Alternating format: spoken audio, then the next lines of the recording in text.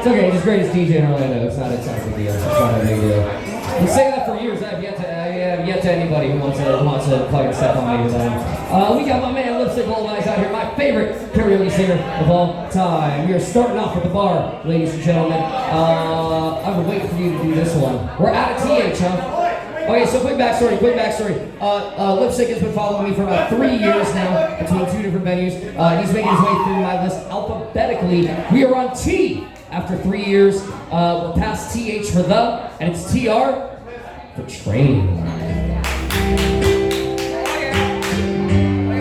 That's right. This band is named after what I run on the map. Hold up. Give me that microphone.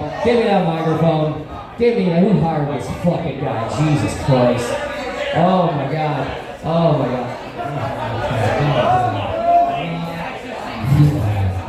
There's that.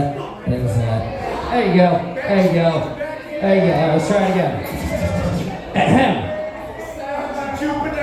Lipstick Lullabies!